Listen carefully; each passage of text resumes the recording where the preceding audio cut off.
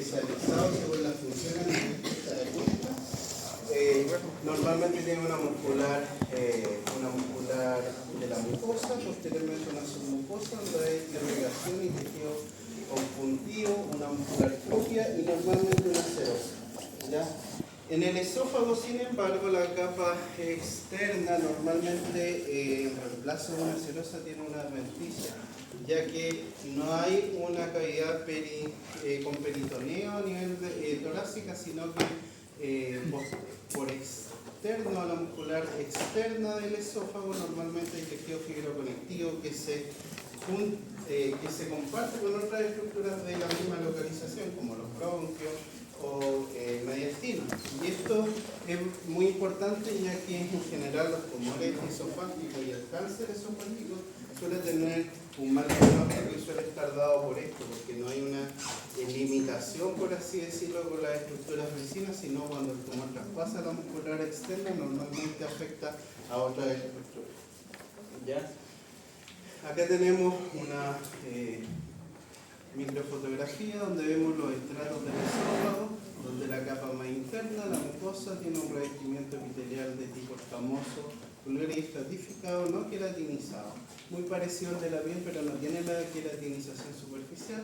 Tiene una submucosa que puede presentar algunas glándulas mucosas o glándulas esofágicas, que también se le llama, y una muscular externa, que es un tejido muscular liso más grueso, y la adventicia por la cara externa. ¿Ya?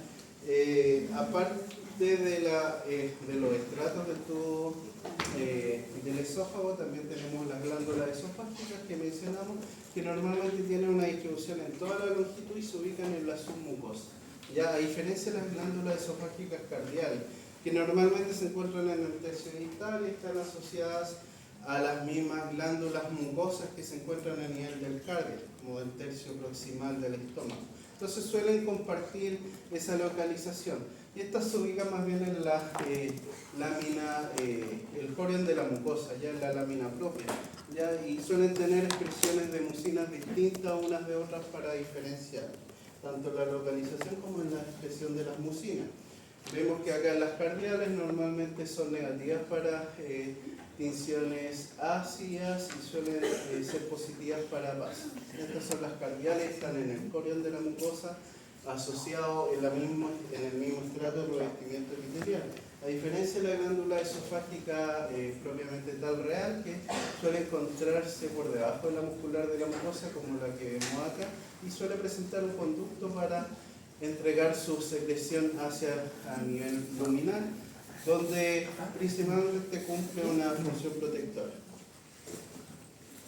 Endoscópicamente existe una delimitación entre el epitelio del esófago y el epitelio gástrico. Como ustedes ven acá, se ve una distinción entre esta mucosa que se ve un poco más rosado clara, quizá incluso hasta blanquecina, y la zona central, donde se ve una mucosa más oscurecida, un poco más rojiza. Y esta línea que separa estos dos estratos en parte tiene zonas zigzagueantes, y por eso que se le ha denominado la línea Z. Algunas palabras sobre alteraciones del desarrollo, que probablemente ustedes lo verán más en detalle en cirugía pediátrica, pero mencionar las fístulas traqueoesofágicas más frecuentes, que en esta clasificación podemos ver, dependiendo de dónde generan un fondo de saco ciego, donde probablemente las de mayor riesgo pudiesen ser las D y E, donde vemos una comunicación directa entre el esófago proximal y las vías respiratorias. Y claro que va a generar una complicación si es que contenido alimentario llega a las vías respiratorias por estas vías. Por esto, normalmente estas se tratan de forma perinatal, y nosotros en patología no las vemos prácticamente en nuestra práctica diaria. En relación a las inflamaciones, normalmente nosotros las separamos si están asociadas o no a reflujo. Esa separación principalmente está dada porque la esofagitis por reflujo es la esofagitis más frecuente, y también tiene una importancia por el aumento en el riesgo de conversar en más detalle. ¿Ya? En esofagitis no asociadas a reflujos, normalmente las subdividimos en sí zonas no específicas, donde las específicas suelen estar asociadas a alguna etiología específica, principalmente infecciones, y suelen darse en pacientes inmunosuprimidos. ¿Ya? Acá tenemos algunas patologías infecciosas. Vemos esta pieza que es una autopsia donde hay mucosa, hay una pared esofágica enrojecida con múltiples placas blanquecino-amarillentas longitudinales. ¿Ya? Esta es una imagen de endoscopía donde se ven estas placas blanquecinas, y esto es una micosis esofágica, una candidiasis. ¿Ya? También algunas infecciones pueden producir estas lesiones masiformes. ¿Ya? Se ve una lesión como una masa con un centro ulcerado, y uno pudiese pensar que pudiese ser un tumor. ¿Ya? Pero igual está dado por, es una aspergilosis esofágica. Ya acá se ven las lesiones histoquímicas. ¿Ya? Entonces, saliendo de la esofagitis específica por alguna infección, hablamos de esofagitis asociado a reflujo gastroesofágico. ¿Sí? ¿Puede haber una esofagitis por una reacción alérgica? Una esofagitis por... O sea, sí puede haber. Sí. Es poco frecuente. Hay esofagitis eosinofílica que normalmente presentan una alteración inmunológica, pero sí, son súper poco frecuentes.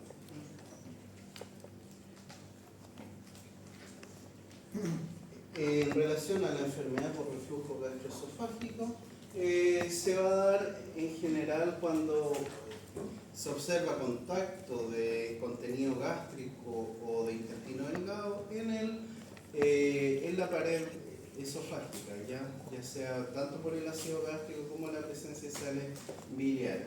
¿Ya? El riesgo general o la etiología es multifactorial, pero en general lo que alteran es la competencia del esfínter esofágico inferior. ¿Ya?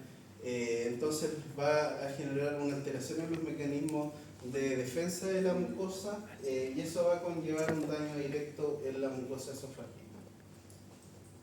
El riesgo es asociado a alteraciones hormonales, alteraciones en la dieta, algunos fármacos igual se asociados, también la obesidad por aumento de la presión intraabdominal, similar en el embarazo también por aumento de la presión intraabdominal, el tabaco, y muchas veces existen múltiples factores que afectan al mismo tiempo para generar esta patología. Es una enfermedad muy frecuente en Estados Unidos, alrededor del 7%. Tiene elementos de reflujo gastroesofágico, incluso el 15% mensualmente. Entonces estamos hablando de una enfermedad súper prevalente, una enfermedad que prácticamente van a encontrar en su práctica clínica diaria. Y lo importante es poder diagnosticarla, poder manejarla y darle un tratamiento adecuado para evitar las complicaciones que se den a futuro, con el daño crónico de la mucosa esofágico y el desarrollo de esófago de barrera y cáncer.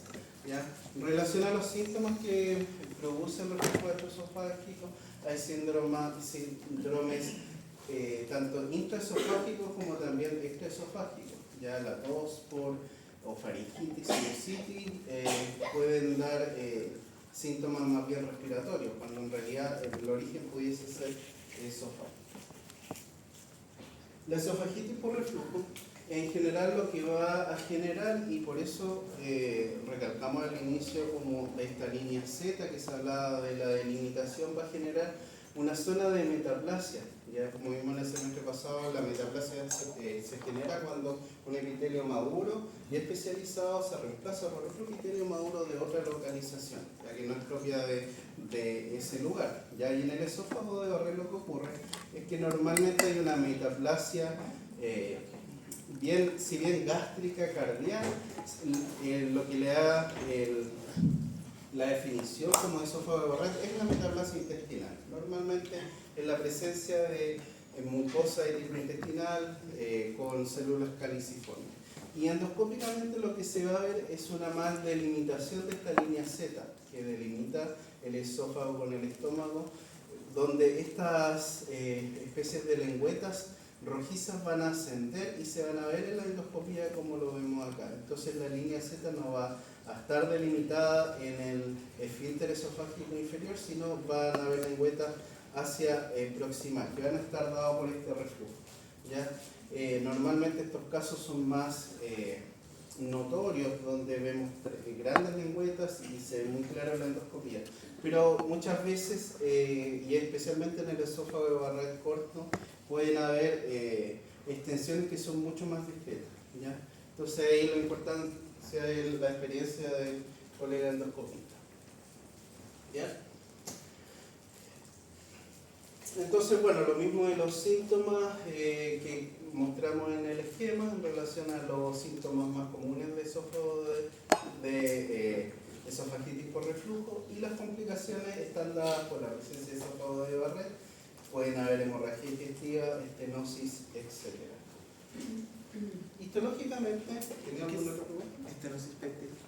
Estenosis péptica es que puede haber una ulceración y se puede generar una úlcera que va a generar estenosis, puede generar disfagia en los pacientes porque va a haber una obstrucción al pasado del alimento. En relación a la morfología de la esofagitis por reflujo, ya que esto es más bien un estadio inicial, se va a generar un daño inflamatorio en la mucosa esofágica. Entonces vamos a ver elementos asociados a esta inflamación, ya principalmente la exocitosis de polimorfos nucleares neutrófilos, linfocitos en estadios más crónicos y también eosinófilos, ¿ya? Y esto muchas veces se confunde con la esofagitis eosinofílica, que suelen tener criterios distintos pero comparten algunos elementos morfológicos, ¿ya? Va a haber regeneración que se va a producir en este epitelio. Entonces, las células de reserva, las que están como en las bases del epitelio, van a empezar a generar hiperplasia, lo cual nosotros lo vamos a ver morfológicamente, porque se va a generar un equilibrio entre el daño que se va a producir por este contenido ácido y alcalino, y el organismo y el epitelio de esa localización va a empezar a regenerar, ya va a generar una hiperplasia de estas células por el daño que se produce para poder regenerar el epitelio que está ahí, cumple su función. Como lo que vemos acá, este es un epitelio epidermoide, pluriestratificado plano, y vemos que tiene bastante, las papilas se extienden desde la zona basal hacia el espesor del epitelio, y también vemos que estas células con núcleos de mayor tamaño, con aumento de la relación núcleo-citoplasma, empiezan a proliferar, ¿ya? Y por la superficie vemos el daño que se produce con algunos queratinocitos necróticos, ¿ya? Y probablemente polimorfos nucleares, ¿ya? También vemos acá exudado de eosinófilos que pueden estar dados en el mismo contexto. Entonces esta es la esofagitis que se va a producir por la presencia del ácido y el daño que se va a producir localmente, como un daño inicial. El tema es que si esto se perdura en el tiempo, se va a generar un daño probablemente más permanente, ya que es lo que nosotros conocemos como esófago de Barrett en esta localización. Si se acuerdan de la clase del semestre pasado, donde hablábamos de alteraciones de la diferenciación, hablábamos que en la metaplasia había un cambio de un tejido maduro por otro. Y en el esófago de Barrett, esa es la definición de lo que ocurre, ¿ya? Ese daño por la esofagitis aguda que se va regenerando y el daño continúa y se va a permitir que se generen mutaciones y estimulaciones para que se produzcan epitelios que funcionen mejor con este contenido alcalino y ácido, ¿ya? Y por eso se genera la metaplasia, donde la línea Z, que debiese estar en esta zona, empieza a ascender y vemos que toda esta mucosa ascendida va a ser metaplásica, ¿ya? El riesgo de esta enfermedad está dado por factores muy similares a los que generan la esofagitis por reflujo, tanto el tabaco, la obesidad por aumento de la relación con reflujo, sexo masculino, entre otros.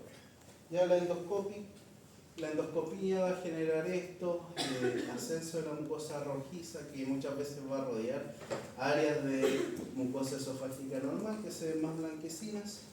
Y normalmente el endoscopista suele tomar algunas biopsias y nos envía a nosotros para que las estudiemos.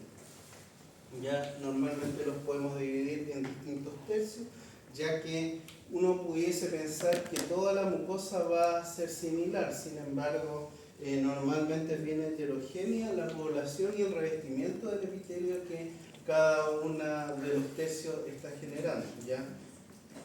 Podemos encontrar mucosa gástrica corporal, tanto cardial y zonas de metaplasia intestinal. No necesariamente en este orden, ¿eh? Es bastante más heterogéneo. Podemos tener islas con ciertas áreas de metaplasia intestinal, pero en el fondo es que nosotros podemos encontrar de distintos tipos y la importancia de eso está dada por el muestreo que normalmente suele hacerse cuando el endoscopista está estudiando estas muestras, porque lo ideal es que más que tomar una sola muestra, tome un mapeo con distintas muestras de distintas localizaciones donde nosotros podamos ver la metaplasia intestinal, podamos ver mucosa cardíaca, etc.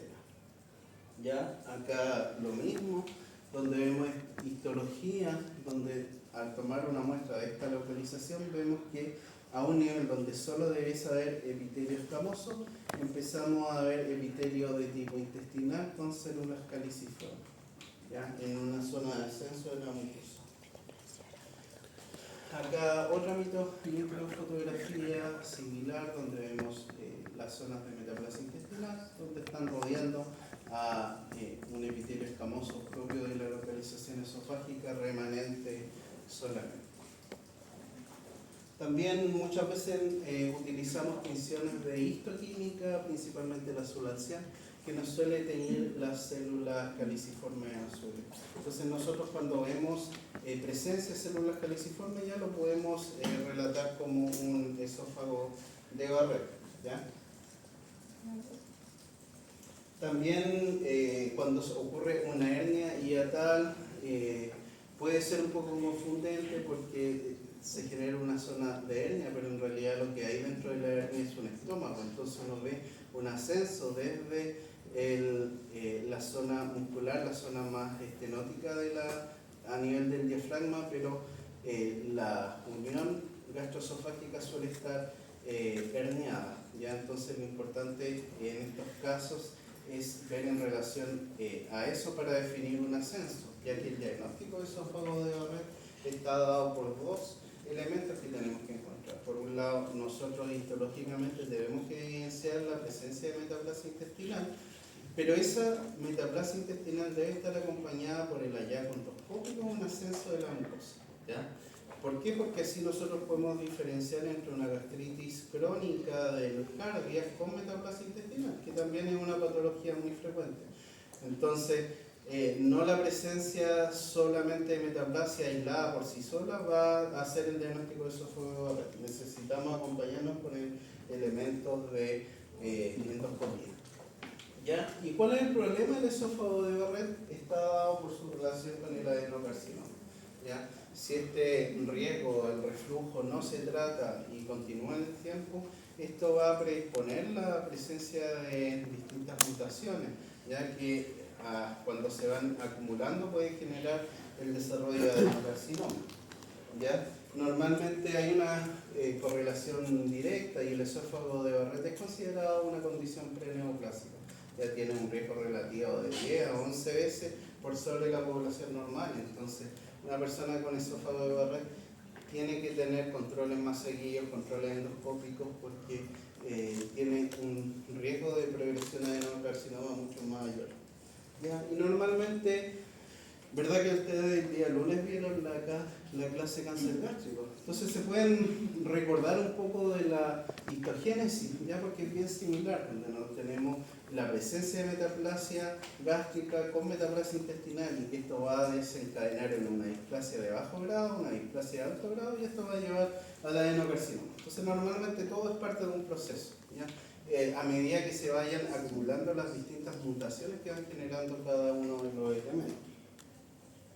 ¿Ya? ¿Qué es lo que vemos acá? Donde vemos que alteraciones genéticas relacionadas con el COX-2 y otras relacionadas con el P16 y el P53, van realizando este proceso que va desde la esencia de metaplasia intestinal hacia el adenocarcinoma, que lo vemos acá también en este esquema, de ahí metaplasia intestinal, y esto lo vamos a ver más con lámina histológica mejor. ¿Ya? Entonces, en la clase del semestre pasado donde hablábamos de trastornos de la diferenciación, mencionábamos que la displasia está dada cuando se genera una alteración completa del proceso de diferenciación celular. ¿Ya? Era más bien una alteración subjetiva, donde el gradiente de la maduración está muy alterado. ¿Ya? Entonces, morfológicamente vamos a compartir los mismos elementos que nosotros veíamos en displasia. Va a haber un aumento del número de células y las células van a estar en fases de proliferación. Entonces vamos a tener pleomorfismo nuclear, células aumentadas de tamaño, hipercromasia, aumento de la relación núcleo-citoplasma, presencia de mitosis, los mismos elementos que compartimos en lo que es displasia. ¿Ya? Y morfológicamente lo que vamos a ver es, ¿ya? Las zonas de metaplasia intestinal van a presentar alteraciones nucleares, donde estos núcleos van a ustedes ver los que están alterados, se ven hipercromáticos, los vemos desde acá, desde lejos, los núcleos deben ser muy pequeños, suelen tender a una pseudoestratificación, ya con núcleo hipercromático, aumento de las relaciones leucitoplasma. Ya, en esta igual se ve una transición entre este epitelio un poco mejor diferenciado y este de acá que está más alterado. Y posteriormente, cuando hay alteración más acentuada desde el punto de vista morfológico, vamos a tener displasia de alto grado. La pérdida de la polaridad y es mucho más acentuada la alteración. Como esto acá, donde vemos displasia de alto grado, las células, hay células muy horribles, son muy distintas unas de otras.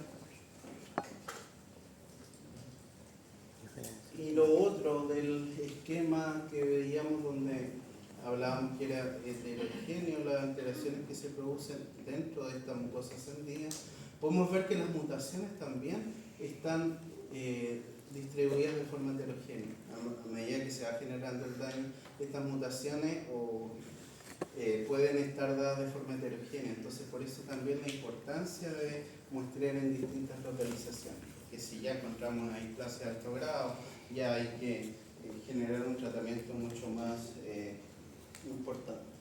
Ya, acá ya el estadio final donde lo ideal es tratar de evitar eso, donde vemos una mucosa, una unión gastroesofágica, donde vemos los pliegues gástricos, una mucosa más rojiza, una línea Z que debiese estar aquí, pero la vemos ascendida.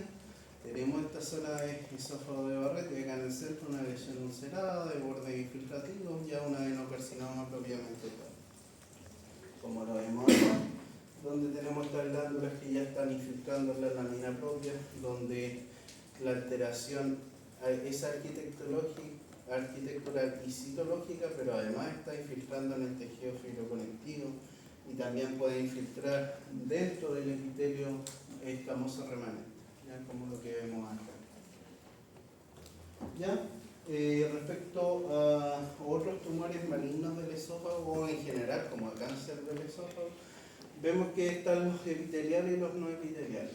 Dentro de los no epiteliales que existen, sí existen, pero son extremadamente infrecuentes, ya sarcomas epiteliales o tumores estromales, a veces hay leiomiomas, tumor del estroma gastrointestinal, son súper poco frecuentes, pero existen. Linfomas también existen, aunque son igual en esófago súper infrecuentes. ¿Ya? Lo principal en los tumores malignos esofágicos son los epiteliales, por lo tanto los carcinomas. Donde el formador de glándula, hablamos del adenocarcinoma, que normalmente está asociado a esófago de Barrett, y el epitelio escamoso también puede producir cáncer, ¿ya? Donde va a producir un epitelio tipo escamoso. ¿Ya? En general, el cáncer de esófago es un cáncer no tan frecuente, es un poco más frecuente en hombres, tiene una tasa de mortalidad bastante importante y eso está dado por lo que habíamos comentado respecto a los elementos morfológicos, donde al no presentar serosa normalmente los tumores invaden más rápidamente, ¿ya? En general no está dentro de los tumores más frecuentes, ¿ya? Probablemente mucho menos frecuente que el de colon, estómago, pero igual tiene una prevalencia importante, ¿ya? En Chile tiene una prevalencia similar a las mundiales, ¿ya? Con una tasa de mortalidad como la que se ve ahí. Los factores de riesgo de cáncer de esófago incluyen elementos dietéticos, hábitos, igual al agente infeccioso, ¿ya? Puede asociarse al virus papiloma humano, pero es muy poco frecuente, ¿ya? Sí, no, en general el riesgo en el cáncer esofágico está dado por otros elementos, aunque igual hay una asociación. Igual hay otros elementos predisponentes, como algunos síndromes, el esófago de Barrett, que lo mencionamos, y otro tipo de enfermedades. Normalmente la clasificación histológica, donde hablamos de los carcinomas, que son los más frecuentes, los no epiteliales, tenemos leiomyosarcoma, sarcoma de Kaposi, y otros tipos, a veces mixto, carcinosarcoma, que es cuando hay un tumor mixto con elementos glandulares y elementos estromales. También el melanoma maligno, también existe el melanoma maligno. Creo haber visto algún caso ya donde a veces hay zonas de hiperpigmentación a nivel del esófago, como mencionamos, el epitelio comparte elementos con el epitelio de la piel, y a veces hay pigmentaciones, hay proliferaciones melanocíticas y se pueden producir melanomas. Ya tumores de células neuroendocrinas también pueden producirse, hay carcinoides de piel, ¿ya?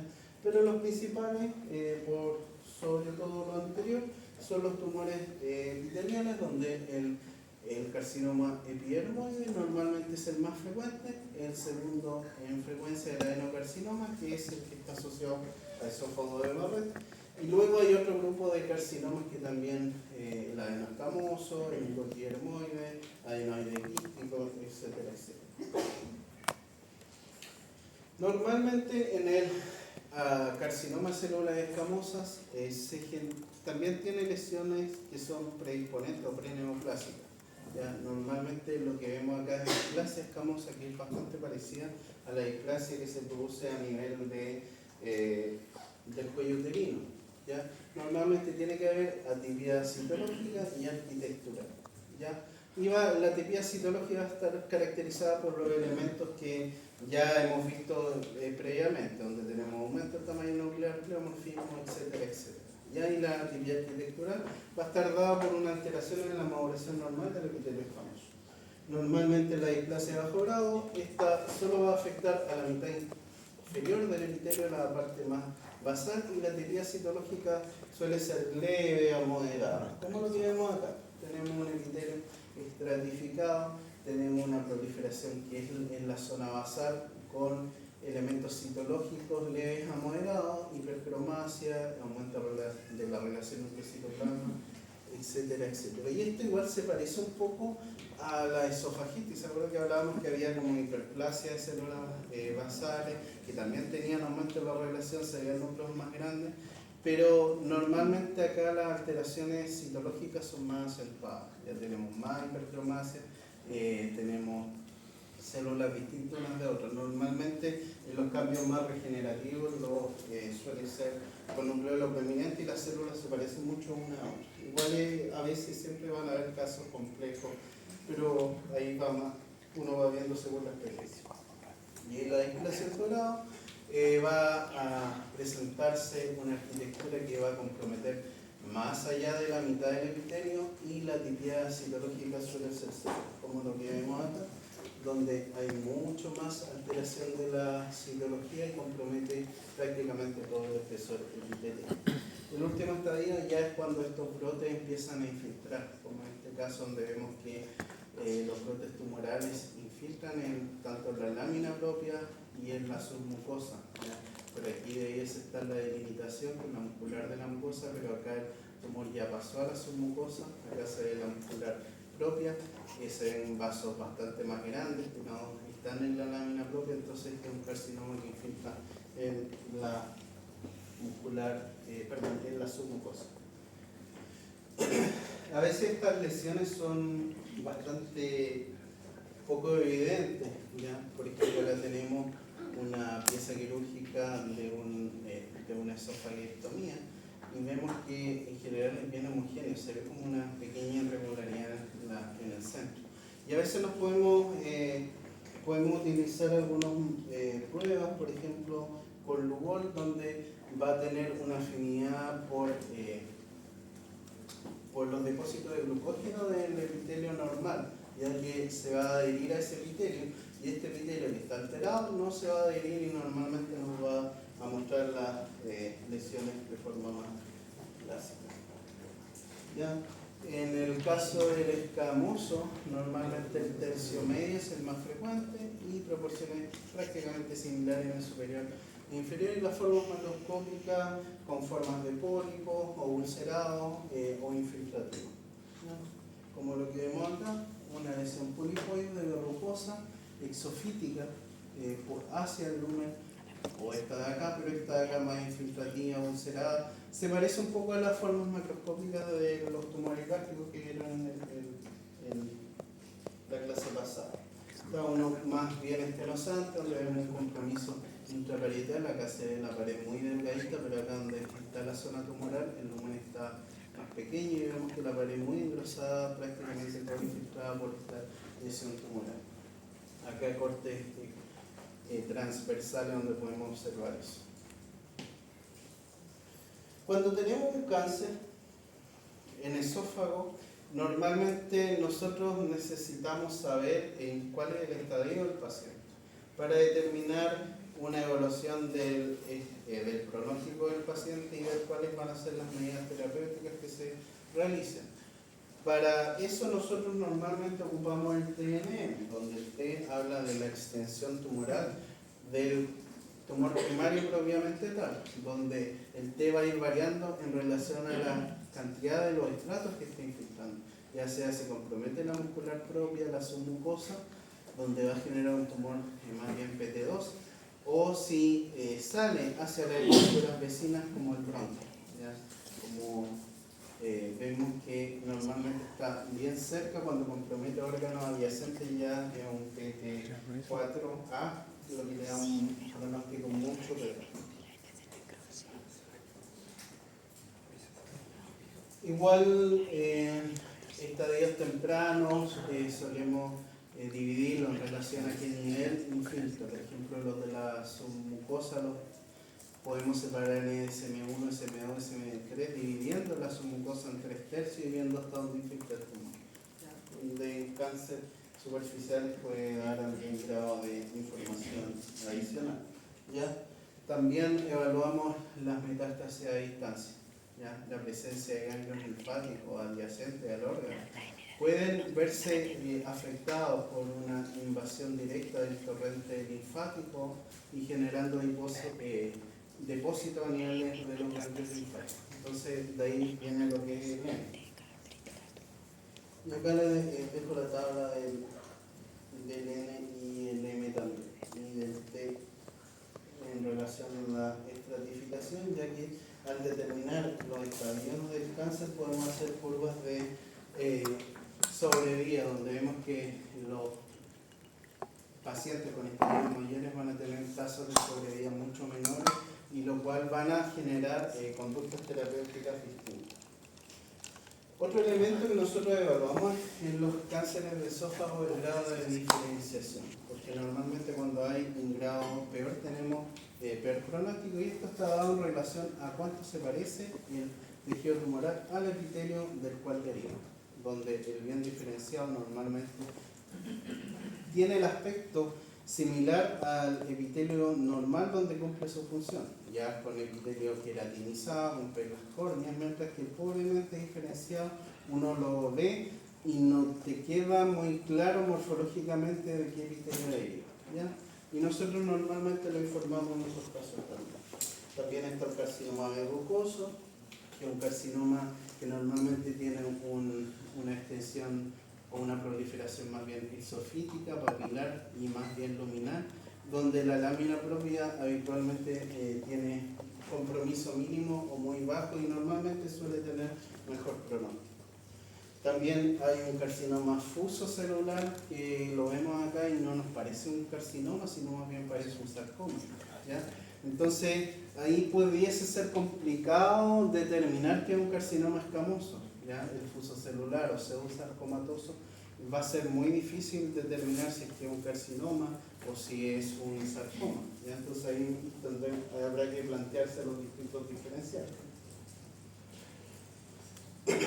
En relación a las metástasis ganglionares, normalmente va a depender del tercio, a los grupos ganglionares a los cuales van a generar metástasis, pero es bastante frecuente, ya en aproximadamente 70% de los casos. Y la extensión directa suele ser a las estructuras vecinas, según el tercio el cual comprometan el mediastino, la tráquea, bronquio, pleura, pericardio, etc. La diseminación como a nivel de metástasis, o sea, cuando ya hay una enfermedad sistémica, el tumor pasa al torrente sanguíneo, se puede depositar en distintos órganos a distancia, ¿ya? Donde el pulmón normalmente es el órgano más frecuente, pero también puede comprometer otros órganos, ¿ya? Como lo que vemos acá. Y más o menos esto son algunas palabras en relación a la patología del esófago, tratar de estratificarse bien en relación a las distintas causas.